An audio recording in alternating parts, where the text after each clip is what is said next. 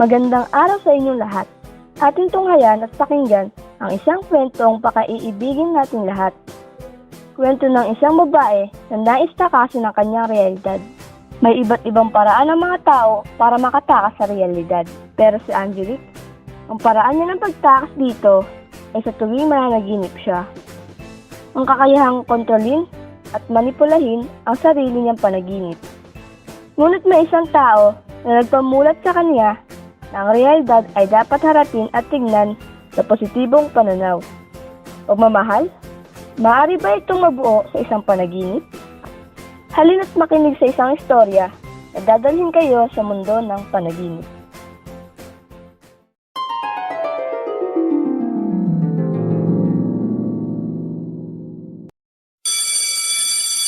Wow, Angelique!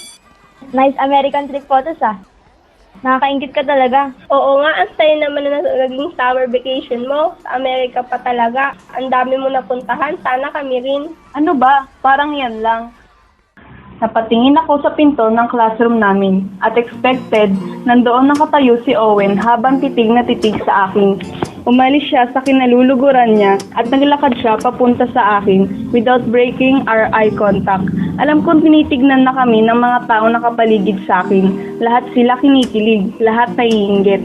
Palapit ng palapit si Owen sa akin hanggang sa...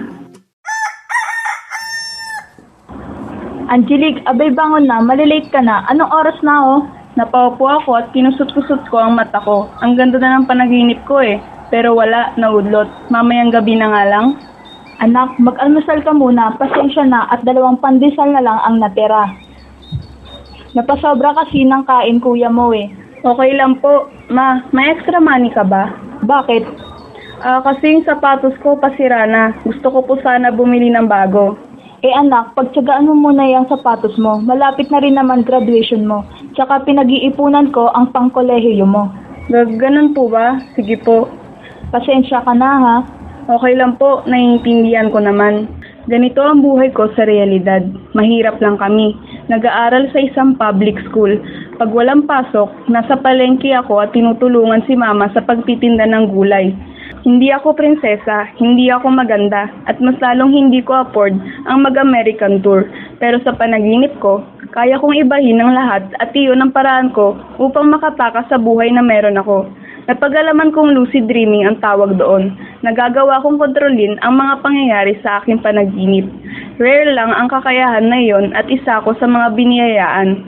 Siyempre, itinuloy ko ang scene kung saan naudlot yung paglapit niya sa akin. Hi Angelique, are you free this weekend? Bakit? Wala lang, gusto sana kitang yayain lumabas kung okay lang sa'yo. Sure, wala naman akong gagawin. Good, so Saturday it's a date. It's a date? Babe, sabi mo sa akin tayo ang magdi-date. Bakit pumayag ka na makipag-date sa kanya? What? Umuo ka na sa iba? Hindi Hindi ko nga siya kilala Ano ka ba naman babe? 1 buwan na tayong mag-on, hindi mo pa ako kilala? Sino ka ba? Si Khalid to, ikaw talaga. At bigla na lang siya naglaho sa harap ko. At kasabay ng paglaho niya ay bigla akong nagising. Sino yung lalaking yun? At paano niya nagulo ang panaginip ko? Angelique, yung skirt mo natuloy ang sos. Kanina ka pa tulala. May problema ka ba? Ayan na naman siya, natutulala. Sorry guys, iniisip ko lang kung saan ako papasok ng college. Buti ka nga, Angelique, matalino ka. Pwede kang maging scholar. Para naman kami pinagkaitan ng utak, saan kami pupulutin? Hanap tayo ng boyfriend, yung gwapo, tsaka mapera para buhay prinsesa tayo. Maya-maya, may mga grupo ng kalalakihan na naglalakad at nagtatawanan sa harap namin. Saber high boy. Ano kayang feeling maging rich kid tulad ng mga yan, no? Ang sarap siguro ng buhay nila. Pag weekends, nasa bahay lang ang mga yan, naka-aircon sa kwarto, naglalaro ng kung anong video games o pwedeng nasa mall at namamasyal. Samantalang tayo, kumakayod. Okay lang yan, guys. At least naranasan natin maghirap. Sabi nga ni principal, no pain, no gain. Yung mga naghirap ang pinaka-asenso. Hindi na nila kailangan umasenso. For sure, may mga negosyong pamilya nila. May trabaho na agad sila sa pagka-graduate. Boyfriend ko kaya ang isa sa kanila. Baka di na ako maghirap. Baliw, hindi niyo ba naiisip ang mga swerte na dumarating sa inyo? Ikaw, Lilian, yung tita mo ang magpapaaral sa'yo sa kolehiyo, di ba? At ikaw, Angelique, di ba scholar ka na sa FEU? Think positive, guys. Wag nega. Minsan, hanga ako sa pagiging positive nitong si Amanda. Katulad ko, hirap din naman siya sa buhay pero nakukuha pa rin niya maging masaya. Bakit kaya ako hindi? Siguro dahil hindi ako kontento. Pero sino ba naman makukontento sa ganitong buhay? Ang pait masyado ng realidad ko. Kaya minsan, ayoko nang magising para habang buhay na lang ako sa panaginip ko. Kinuha ko ang libro ko sa foreign literature. Kaya lang, dahil sa pagod, di ko na malayan na unti-unti na pala ako nakakatulog. Ano na naman ang ginagawa mo sa panaginip ko? Ito naman, tumatambay lang ako sa panaginip mo. Masyado kasing buong panaginip mo. Ngayon lang ako nakakita nito. Ibig mong sabihin, bukod sa akin, may iba ka pang panaginip na napuntahan? Yep, that's what I do. Paano? Bakit? Okay, let me introduce myself properly. My name is Caleb, and I am a dream traveler. Dream traveler? Ano naman ang ginagawa mo?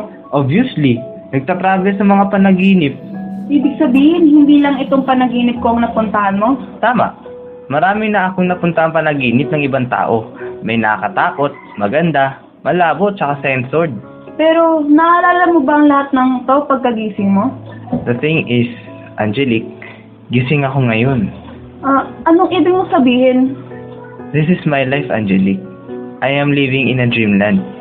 Ang lugar kung saan hindi ako nagigising at hindi ako natutulog. Walang katapusang paglalakbay lang ang nararanasan ko. Wow. Wow? Ayun ang reaksyon mo? Oo, ang saya kaya nun. Kung ako ang tatanungin, I'll do everything para dito na tumira eh. Ang ganda kasi dito, tahimik, maliwalas, peaceful, parang paraiso. Iba pa rin ang realidad, Angelique. Dahil doon, tunay ang lahat ng nangyayari. Samantalang dito, katang-isip lahat. Eh kung may realidad ka na katulad ng sa akin, gugustuhin mo pa kayang bumalik? Kaya nga mas prefer ko ang panaginip eh. Mas prefer mo ang peke. Huwag kang makialam, dream intruder. Tsaka, ituloy mo na lang yung paglalakbay mo sa panaginip. Yes, ma'am. Pero may tanong ako sa'yo. Huwag kang mag-alala. Wala tong kinalaman sa panaginip mo. Sige, ask away. Paano kung maging close kayo ni Owen sa reality? Maglo-lucid dream ka pa ba?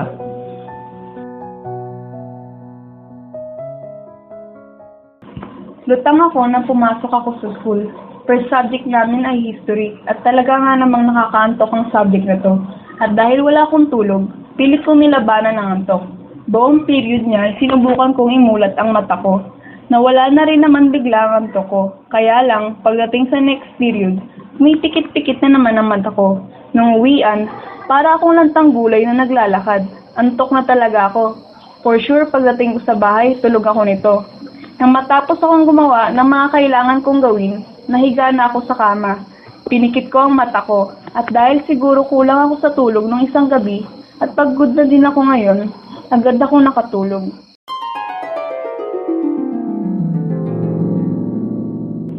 Saan mo dinala ang mga estudyante sa panaginip mo? Hindi ko rin alam eh. Ayaw gumana ng imagination ko. Parang hindi ko feel na nandito sila ngayon. Gusto mo akong masolo, no? Ewan ko sa'yo. I'm bored. Ang sakit ng mga buto ko. Halos hindi kasi ako kumikilos. May feel dito sa panaginip ko. Mag-jogging ka kung bored ka. Ayoko. Tamad ako mag-exercise eh. Ay, alam ko na. Ang alin? Do you want to do something fun? Ano? Gagala tayo. Saan? Sa panaginip ng ibang tao.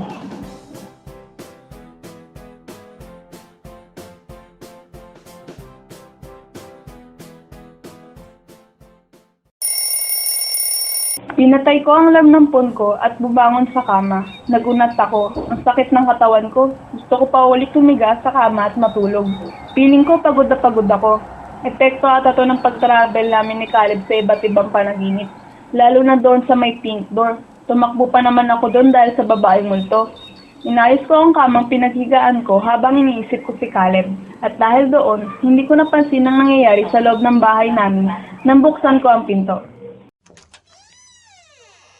Happy birthday to you.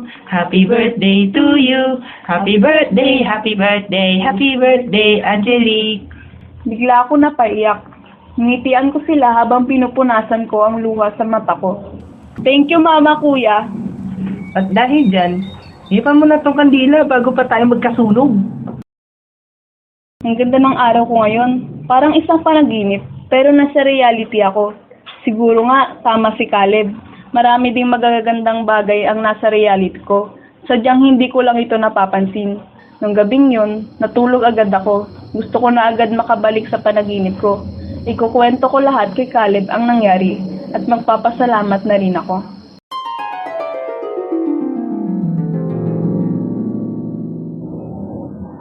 Nice hair clip. Caleb! Ba't parang nag-e-emote ka na kanina? Bad day? Hindi, ang ganda ng araw ko. Really? Pwede mo bang ikwento sa akin? At saan galing ang clip mo? Ngayon ko lang nakita ang suot mo yan ah. Gift sa akin ng kuya ko. Gift? Birthday mo? Pwede din si Charlie. Kailangan natin mag-celebrate. Kahit sa panaginip, kailangan mag-celebrate ka. Wait, gusto mo ba ulit mag-travel sa ibang panaginip? Hindi, pero gusto ko magpunta sa beach. Beach? Paano tayo pupunta dun? Caleb, panaginip ko to. Tara sa beach! Biglang bumilis ang tibok ng puso ko. Parang may something na gumagalaw sa tiyan ko. Parang nakukuryente ang kamay ko na hawak-hawak niya. Bakit ganito nagre-respond ng katawan ko sa lalaking ito? Binitawan niya ang kamay ko at tinignan ko ang nilagay niya rito. Isang kwintas na may crescent moon at star na palawig. Caleb, ang ganda. Isusuot ko sa'yo. There you go. Thank you, Caleb. Happy birthday, Angelique. Paano ko kaya nagawang dalhin ng kwintas na ito sa reality? Hindi ako makapaglabas ng mga gamit o bagay na nagmula sa panaginip ko. Sinubukan ko na yon dati. Kahit simpleng ballpen lang, hindi ko kayang madala sa reality. Pero itong kwintas na to, parang pagmulat ng mata ko isuot-suot ko na. Hindi kaya dahil kay Caleb?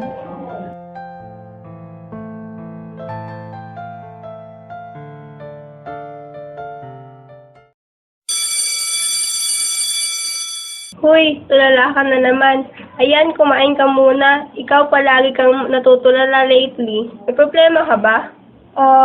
Wala naman. Inaantok lang ako. Kulang siguro ako sa tulog. Niyaya ulit kami ni Owen na kumain sa labas. Tumanggi ako kasi tutulungan ko si nanay na magtinda sa palengke. Pagdating sa bahay, ginawa ko na ang mga homeworks ko. Maya-maya lang din ay nakatulog na ako.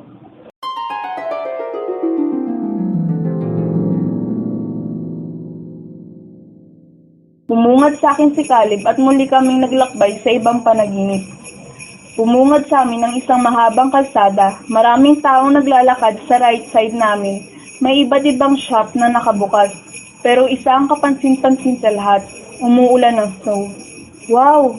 Ang ganda ng lugar kung saan nanaginip si Lilian. Right, ang ganda nga. Napatingin ulit ako kay Caleb at nakita kong nakatitig siya sa akin ng husto. Hindi ko alam kung bakit pero parang bumilis ang tibok ng puso ko. Feeling ko na-attach na ako ng sobra kay Caleb. Pakiramdam ko, masasaktan ako ng gusto pagkatapos nito. At hindi ko maintindihan kung bakit. Angelique, alam mo ba, ang saya ko. Caleb? Thank you Kahit pa paano nagkaroon ng sa isang assistant ko rito. Ngayon ko lang na-realize kung gaano pala kasaya pumunta sa iba't ibang panaginip. Kasama kasi kita Ngayon ko lang naranasan na magplano ng mga susunod na gagawin. Ngayon ko lang naramdaman ang excitement na mag-travel sa iba't ibang panaginip. Dahil sa iyo yun, Angelique. At sobrang nagpapasalamat ako dahil dumating ka sa buhay ko. Teka Caleb, bakit mo naman sinasabi to? Parang namamaalam ka na dyan It's time for you to wake up. Pagkasabi ni Caleb nun, ay bigla na lang ako nagising. Gabi-gabi, bago ako magising, laging sinasabi ni Caleb na maghihintay siya sa akin. Walang palya yun, walang misis. Pero ito ang unang beses na hindi niya sinabi sa akin na maghihintay siya. Napapikit na lang ako at hindi ko napigilan pa ang pagbagsak ng luha sa mga mata ko.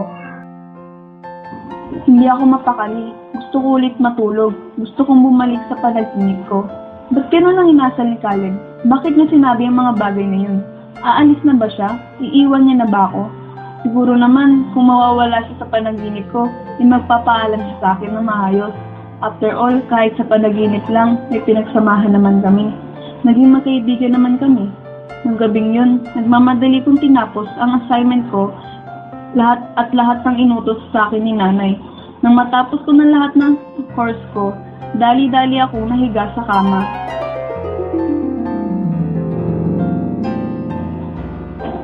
Caleb! Caleb! Caleb ba? Ayoko ng joke mo. Wala pa rin Caleb na nagpakita. Nasaan na ba si Caleb? Bakit hindi ko siya makita? Pinilit kong pigilan ang nagbabadyang luha na bumagsak sa mata ko. Darating siya. Alam kong darating siya. Please, Caleb. Please. Narinig kong mag-alarm ang phone ko. Hindi pa ako pwedeng gumising. Si Caleb. Kailangan kong makita si Caleb.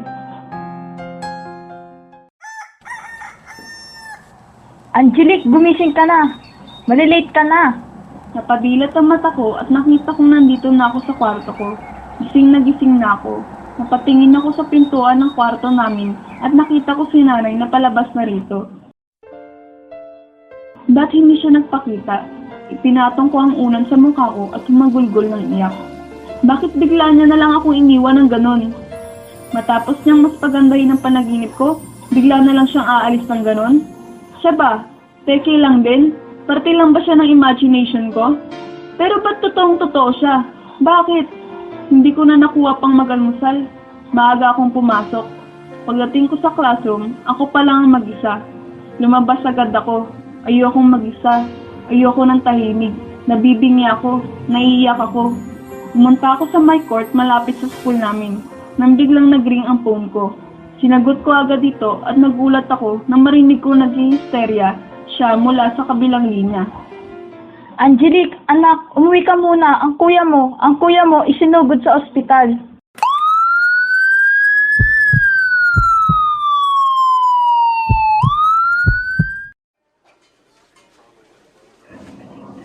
Nadatnan ko si nanay na nakaupo sa labas ng operating room at umiiyak. Ipiniliwanag ni nanay sa akin ang nangyari. Ang sakit makitang nahihirapan siya. Parang dinudurog ang puso ko. Pakiramdam ko, wala akong kwenta. Nay, uuwi lang po muna ako sa atin. Kukuha lang ako ng pera. Anak, ngayon, mas mahalaga si kuya. Magiging okay din ang lahat. Pababa na sana ako ng kapitilya ng ospital nang may makasalubong akong isang babae na may buhat ng 2 mabibigat na plastic bag. Agad ko siyang nilapitan at tinulungan. Naku, salamat, iha. Walang anuman po. Ay, naku, salamat. Sige na lang, iha. Nauna siya pumasok at sumunod ako. Nakita ko ang nakahigang lalaki sa hospital bed. At gulat na gulat ako na mapagtanto ko kung sino yun. Caleb? Totoo ba itong nakikita ko? Si Caleb, totoong tao siya. Nag-i-exist siya sa mundong ito. Kilala mo ang anak ko? Napatingin ako sa babaeng tinulungan ko at nakita ko ang bakas ng pagtataka sa mukha niya. Medyo lumapit siya sa akin at unti-unti ay nanlaki ang mata niya. Kilala kita. Ikaw ang kasama ng anak ko sa panaginip. Doon mo siya nakilala, hindi ba? Paano niyo po naman nalaman yun? Paano nakilala mo ako? Dahil, iha, 2 beses ka nang nakapunta sa panaginip ko kasama ang anak ko. Ano pong nangyari sa kanya? Na-aksidente po ba siya? Kaya siya comatose? Gano'n na po katagal? Hindi na aksidente ang anak ko. Wala rin siya malubhang sakit. Basta isang araw na lang, hindi na namin siya magising mula sa pagkatulog niya.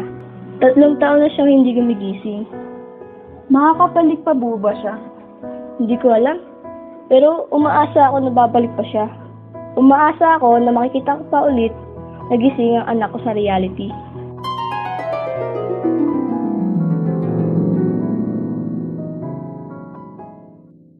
Pagkarating ko pa lang sa panaginip ko, ay mukha na agad ni Caleb ang nakita ko. Nakangiti siya sa akin ng malawak. Welcome back! Agad ako napatakbo sa kanya at niyakap ko siya ng mahigpit. Ba't hindi mo sinabi sa akin? Ang alin? Nakita kita kanina, Caleb, sa ospital, nakaratay sa kama, mahimbing na natutulog. Nawala bigla ang ngiti ni Caleb. Naglakad siya papunta sa may railings ng rooftop. Sinundan ko siya doon. Namit ko ang mama mo. Siya pala yung batang nasa wedding reception na panaginip na napuntahan natin. Kaya pala, pamilyar ang mukha ng mama mo sa akin. Kamusta na siya? Ayun, miss na miss ka na niya. Sabi niya, sabihin ka raw sa'yo na gumising ka na. Hindi umimik si Caleb, pero nakita ko ang panginginig ng kamay niya. Ano bang nangyari, Caleb? Pwede mo bang sabihin sa akin? Paano ka na natarap sa mundong ito? Dahil ginusto ko ito, Angelique. Gusto ko manirahan sa mundong ito. Dahil katulad mo ako noon, Angelique. I used to be a lucid dreamer. At katulad mo, tanging panaginip lang ang escape ko sa mga masasamang bagay na nangyayari sa reality ko. You see, my dad is a businessman at architect naman ang mom ko. Lagi silang wala sa bahay. At kung nandoon man sila, madalas sila nag-aaway. Bangayan ng bangayan. Palagi kong nakikitang umiyak si mami. At si daddy naman, palagi na lang nasing. Hindi ko kaya na ganong buhay, Angelique. I feel so alone.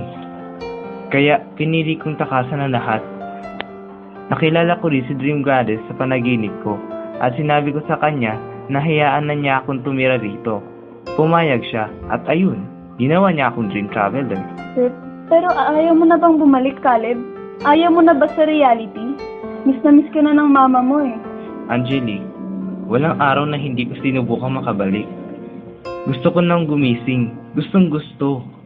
Dahil nung araw na naririnig ko umiiyak ang mama ko, nagsisisi ako. Iniwan ko siya. Mag-isa na lang siya ngayon. At wala akong ibang hiniling kundi ang bumalik sa kanya. Kaso kasi, Nagulat ako nang biglang may bumagsak na luha galing sa mata ni Caleb. May hindi ka pa ba sinasabi sa akin? Ano yun, Caleb? Please, Caleb, sabihin mo na sa akin. Please. nung isang gabi, nung hindi mo ako nakita sa panaginip mo, nandito lang ako nun, Angelique. Sinadya akong hindi magpakita sa'yo. Bakit? Dahil hindi ko kaya magpaalam. Magpaalam? Aalis ka na talaga? Aalis ka na sa panaginip ko? Aalis na ako sa mundong ito. Anong ibig mong sabihin? You see, Angelique, walang mortal na pwede manatili sa mundo ng mga panaginip ng panghabang buhay. At sa lagay ko, malapit na matapos ang oras na ibinigay sa akin ng Dream Goddess. At saan ka na pupunta? Babalik ka na sa reality? Saan? Pura na ang existence ko, Angelique. Dito o sa reality man, hindi na ako mag-e-exist. Mabubura na ang existence niya. Dito sa real world. Mawawala na si Caleb. Hindi ko na siya makakasama. Napapikit ako. Nagbabadya ang mga luha sa mata ko. No, Caleb! No! Hindi pwede! Hindi talaga pwede! Ayoko! Angelique, mali man ang naging desisyon ko. May maganda pa rin nangyari sa akin. Anong maganda, Caleb? Sabi mo, peke ang lahat ng to. Iba pa rin ang reality. Kaya hindi ko matanggap. Hindi pwede. Pero tunay ka. At ikaw ang magandang nangyari sa akin. Natigilan ako bigla sa sinabi ni Caleb. Lumapit siya sa akin at pinunasan niya ang mga luha sa pisngi ko. Ikaw ang magandang nangyari sa akin, Angelique. Hinawakan ni Caleb ang kamay ko at hinila niya ako pababa ng rooftop. Nagtungo kami sa mga cherry blossoms. Naupo si Caleb sa ilalim ng isa at tinabihan ko naman siya. Sabi ko sa sarili ko, bago ako mawala, gusto ko itong yung huling part ng panaginip mo na pupuntahan ko.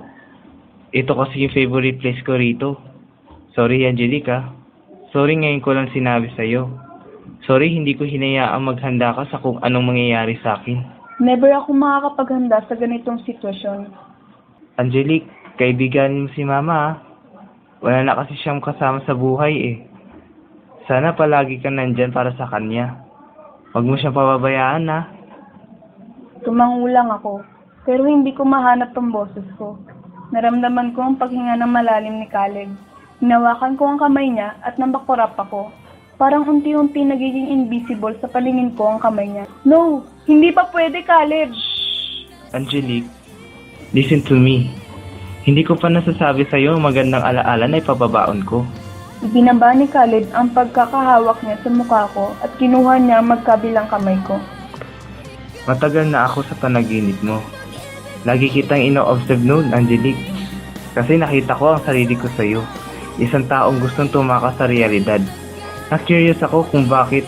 Kaya naman, lagi kitang inaantay sa panaginip mo. Hanggang one time, napatitig na lang ako sa mukha mo. At ewan, tinamaan ako noon. Caleb, Ang foreign sa pakiramdam. Something na nun ko palang naranasan. Yung bumibilis ang tibok ng puso ko kapag alam kong pabalik ka na sa panaginip mo. Yung lagi kong ina-anticipate ang pagbabalik mo. Yung namimiss kita kada gising ka. Hindi ko alam ba't ganun ang nararamdaman ko samantalang hindi pa naman tayo magkakausap nun. Pero wala eh. Pagdating sa pagmamahal, hindi mo kontrolado ang mga mangyayari. Hindi mo alam kung kailan ka tatamaan.